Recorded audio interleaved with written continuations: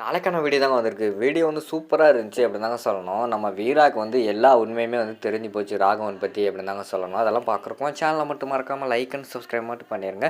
First எடுத்த உடனேயுமே வந்து நான் வீட்டை விட்டு போறேன் அப்படின்னு சொல்லிட்டு மாறன் வந்து பேக்கை தூக்கிட்டு போற மாதிரி தான் காட்டுறாங்க. அந்த இடத்துல வள்ளி வந்து தடுக்கிறாங்க. டேய் எதுக்குடா நீ போற? நீ இருடா அப்படிங்கிற மாதிரி சொல்றாங்க.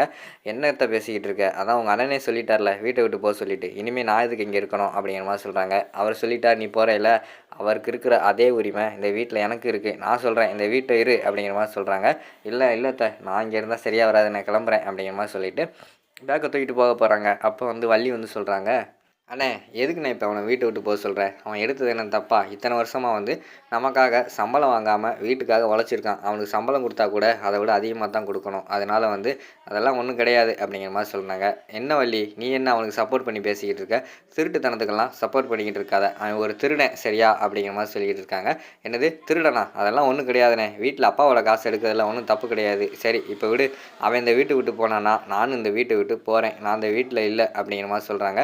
நீ எதுக்கு வீட்டை விட்டு போகிற அப்படிங்கிற மாதிரி வந்து ராமச்சந்திரன் வந்து கேட்காங்க. ஆமாண்ணே எனக்கு வந்து அவன் இந்த வீட்டில் இருக்கணும், இல்லைனா நானும் இந்த வீட்டை விட்டு போகிறேன் அப்படிங்கிற மாதிரி சொல்லிட்டு கீழே பார்த்தா வள்ளி வந்து தோசை சுட்டுக்கிட்டு இருக்காங்க. அதான் எனக்கு தோசை சுட்டு கொடு அப்படிங்கிற மாதிரி சொன்னோடனே சரின்னு சொல்லிட்டு முருகலா தோசை சுட்டுக்கிட்டு இருக்காங்க.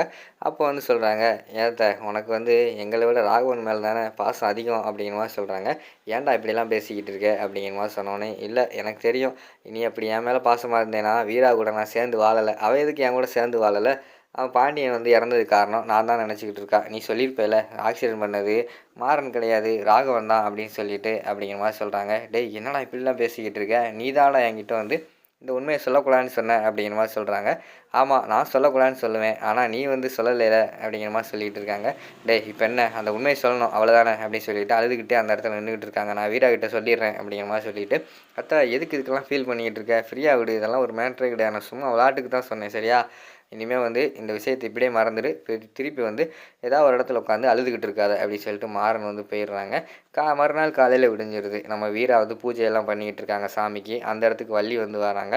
வீரா அவங்ககிட்ட ஒரு முக்கியமான விஷயம் பேசணும் அப்படிங்கிற மாதிரி சொன்னோன்னையும், இருங்க வள்ளியம்மா நான் வந்து பூஜையை முடிச்சுட்டு வரேன் அப்படிங்கிற மாதிரி சொல்கிறாங்க. இதை வந்து நம்ம மாறன் வந்து கேட்டுடுறாங்க. என்னடா இது அத்தை வந்து என்ன விஷயத்த பேச போகுது அப்படின்னு சொல்லிட்டு டேரெக்டாக நைஸாக போய் வள்ளிக்கிட்ட வந்து சொல்கிறாங்க. அத்தை என்ன சொல்ல போகிற சொல்லு அப்படிங்கிற மாதிரி சொன்னோன்னே, அது எதுக்கு உனக்கு தேவையில்லை போடா அப்படிங்கிற மாதிரி சொல்கிறாங்க.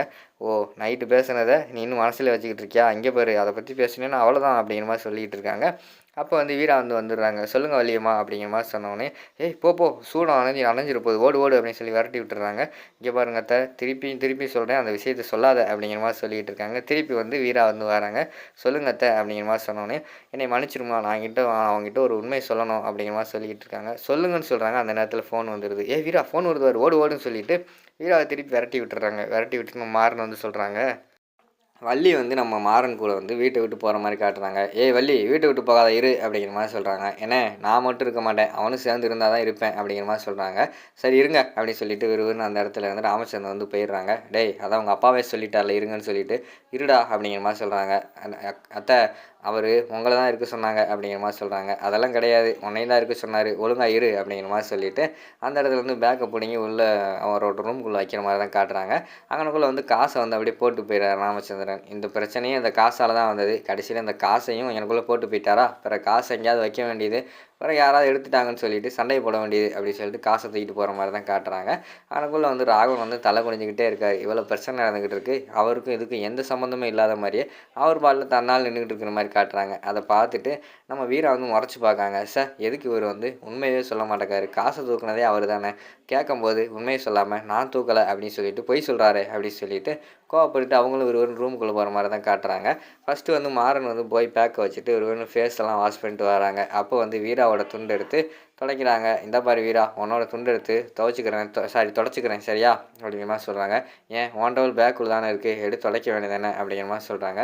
அதெல்லாம் தெரியாது, எப்போ வேணால் என்னை வந்து இந்த வீட்டை விட்டு வெளியே அனுப்பலாம், அதனால் அது பேக்குள்ளே இருக்கட்டும் அப்படிங்கிற மாதிரி வந்து நம்ம மாறன் வந்து சொல்லிக்கிட்டு இருக்காங்க. ஏய் இங்கே பாரு என்கிட்ட நீ பொய் சொல்லுவியா மாட்டியா அப்படின்னு சொல்லிட்டு நம்ம வீரா வந்து கேட்குறாங்க. எதுக்கு அதை பற்றி கேட்டுக்கிட்டு இருக்க அப்படிங்கிற மாதிரி சொன்னோடனே, நீ சொல்லு பொய் சொல்லுவியா மாட்டியா அப்படிங்கிற மாதிரி கேட்டவொடனேயும், அதாவது பொய்யில் ஒரு உண்மை இருந்தால் அது பொய் கிடையாது, அதே இது உண்மையில் வந்து ஒரு இது இருந்தால் தப்பு இருந்தால் அது பொய் தான் அப்படிங்கிற மாதிரி புரியாத மாதிரி சொல்கிறாங்க. இங்கே பாரு எதுக்கு இப்போ தேவையெல்லாம் பேசிக்கிட்டு இருக்க, நான் டேரெக்டாகவே வந்து மேட்ருக்கு வரேன். காசை நீ திருடலைன்னு எனக்கு தெரியும். திருடினது யாருன்னு எனக்கு தெரியும். ஒழுங்கா வந்து உண்மைய சொல்லு. யார் திருடினது அப்படிங்கிற மாரி கேட்டவுடனேயும், ஏய் நான் தான் திருடினேன். அப்பாவே இந்த பிரச்சனைய பெருசாக்கி, அவரே கடைசியில முடிச்சு வச்சுட்டு போயிருக்காரு. திருப்பி நீ ஃபர்ஸ்ட்லேருந்து ஆரம்பிக்கிறியா? நான் தான் திருடினேன். என்ன பண்ண போற? அப்படிங்கிற மாரி சொல்றாங்க.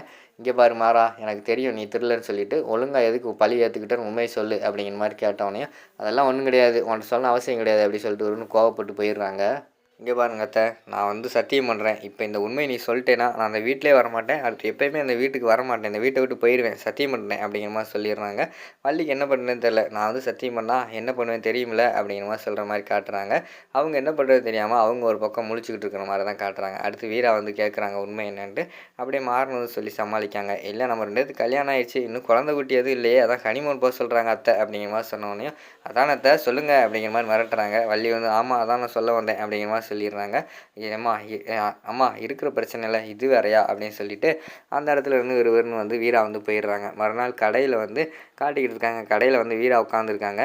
ராகவன் வந்து காசுக்கு என்னடா பண்ண அப்படின்னு சொல்லிட்டு முழிச்சுக்கிட்டு இருக்கிற மாதிரி காட்டுறாங்க. ஒருத்தர் வந்து அக்கௌண்ட் பண்ணுறவர் வந்து 10,00,000 காசு பேங்கில் போட போகிறேன் அப்படின்னு சொல்லிட்டு எடுத்து போகிறாரு. அவரை மறித்து அந்த காசை வந்து நம்ம ராகவன் இருக்கார்ல, நான் வந்து பேங்கில் போடுறேன் அப்படின்னு சொல்லிட்டு வாங்குற மாதிரி காட்டுறாங்க. வீரா வந்து அந்த இடத்துல வந்து டவுட்டு படுற மாதிரி தான் காட்டுறாங்க. நம்ம ராகவன் வந்து ஃபாலோ பண்ணுறாங்க காசு எங்கே கொண்டு போகிறாங்கன்னு சொல்லிட்டு.